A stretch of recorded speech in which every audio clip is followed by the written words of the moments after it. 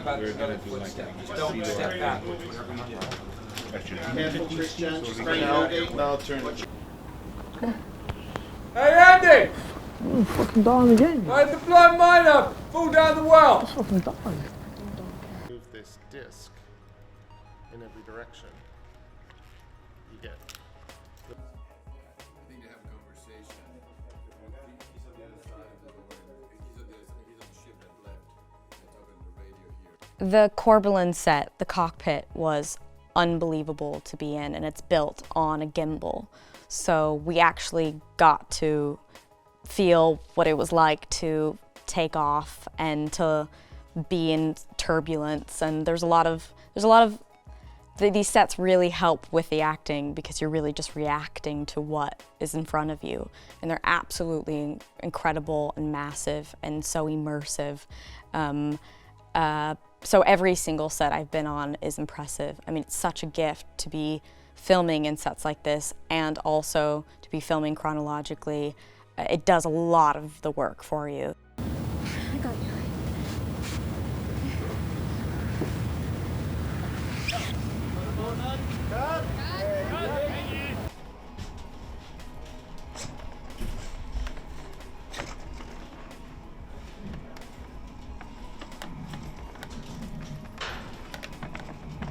That's gonna stink.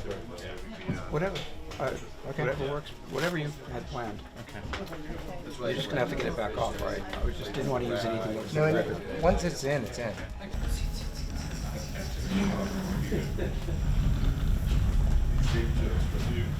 It really feels like we've traveled through time, and I'm getting to experience like the first time being on a movie set where they use pretty much all practical effects, but we get all the perks of a modern day filming experience, right?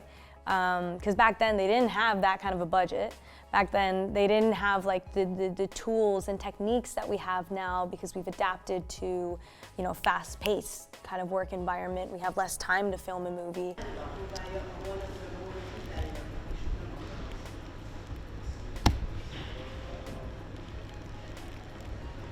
Okay, say that. BTS. Oh my gosh. Cut out. I'm not joking. Cut out. The only person we have to. That thing doesn't get hot, right? No. You could start yours.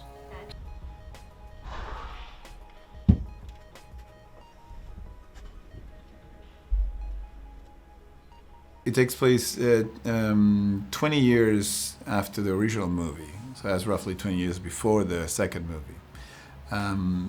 It's about just a bunch of kids, you know, very young kids, early, you know, late teens, early 20s, that lives in this colony in the middle of nowhere. It's a mining colony where there's nothing for them, more like either you're a miner or you're a farmer, and that's all you get.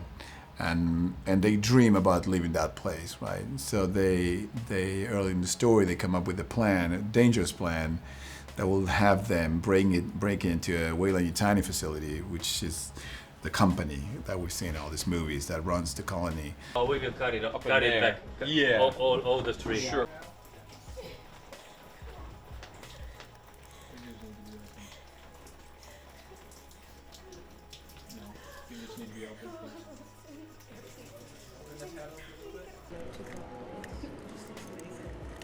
It's funny. You sort of see the.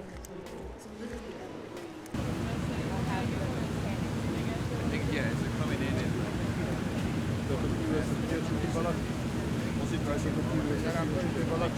aliens to me were weapons. Yeah.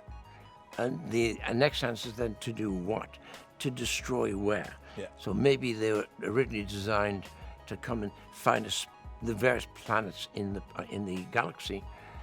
One would be Earth, where they arrive with these aliens, let two out, and they would give it a year and they'd clean it up, right? Yeah. So it was technology, always.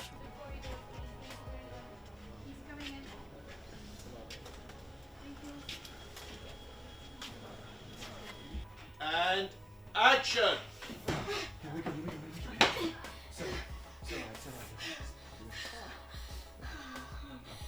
There's so much more.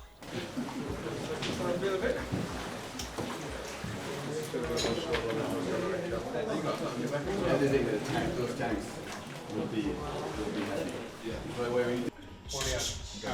Ready, and action.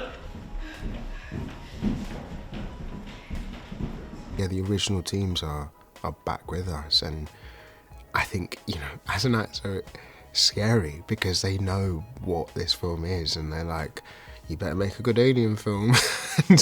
and sometimes we're like, oh God, they're gonna hate it. And, you know, there's nothing more gratifying when they come up to us and they're like, I had goosebumps, like, this is amazing. Just the other day we had the first look of the xenomorph kind of silhouetted, and everyone on set just went deathly quiet because they were like, this is amazing. Moments like that makes you know you're kind of onto something. Yes. How close are we to getting the lights out, and so Chris can start doing his lights? Diego, how close are you to...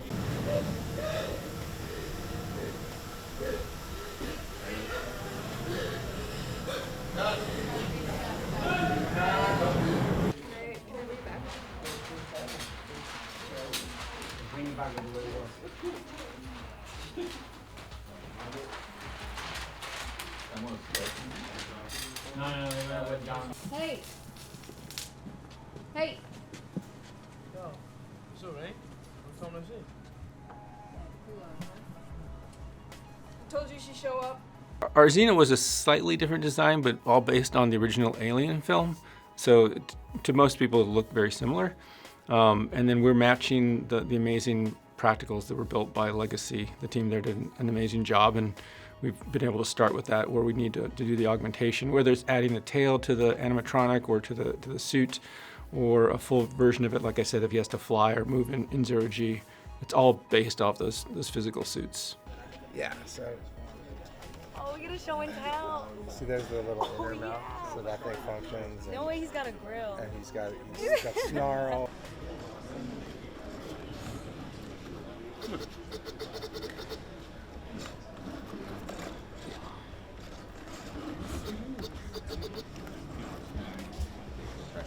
And action, Spike.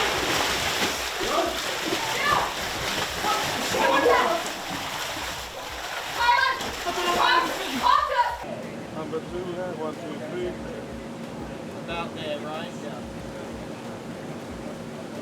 The colony we built for the start of the shot, when camera kind of pans down and we follow Rain and Andy through the whole colony, we started with the exterior build of what we are saying is Rain's trailer.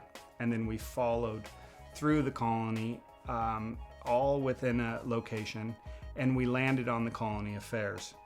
The colony affairs, we built the interior there and the exterior facade, built that into the power plant with working, operating, cooling radiators behind it.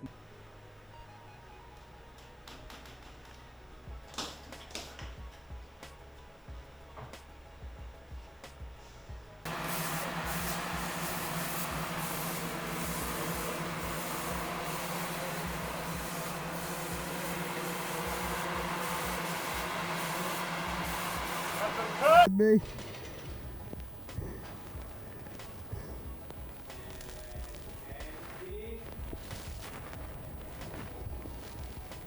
Whoa, whoa, whoa, whoa.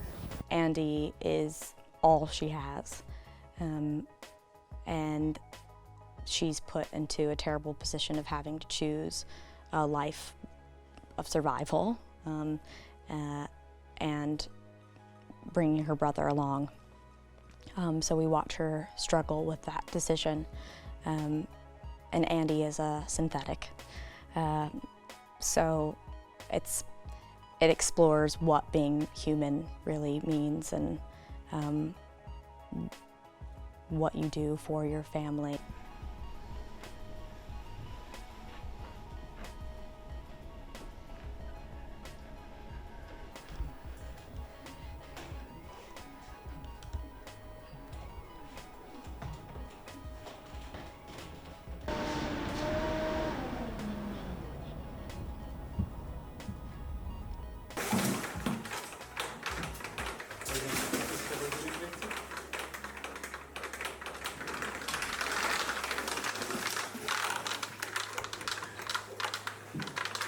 Yeah, they got a cool guy. They got a cool guy who's got like a really good reputation in horror and who has the experience. I think that's also really important. Like he knows what he's doing and he knows what he wants. And he also doesn't take no for an answer in a good way. You know, when he has a vision or an idea, he follows through, and that's something that I've learned from him as well. Just his ability to execute something, and as somebody who wants to be a director, I'm learning so much from every day. They don't need to fly up, they just need to get back to their feet with no effort, basically. Okay, and the...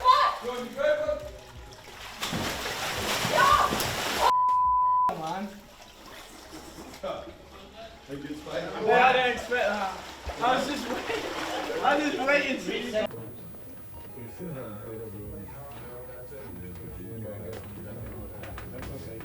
This will speed up her metabolism. She'll heal herself.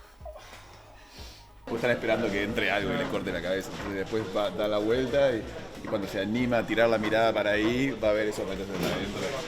Un montón de tiempo. Pero no va para I couldn't have asked for better cast, honestly. I mean, they're all amazing. They truly care and they work so hard every day. But Cailee Spaeny, obviously, I almost wrote the movie for her. I mean, I met her a few years ago. I saw her work, and I was constantly gravitating towards her work, accidentally watching things that she was in it, and then I watched something else I liked, and there she was.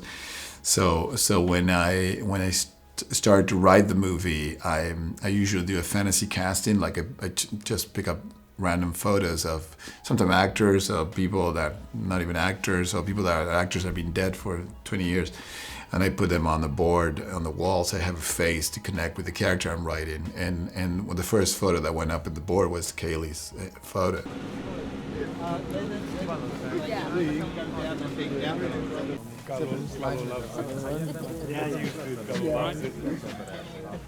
Falls here, you see this movie, and that's ideally you kind of do this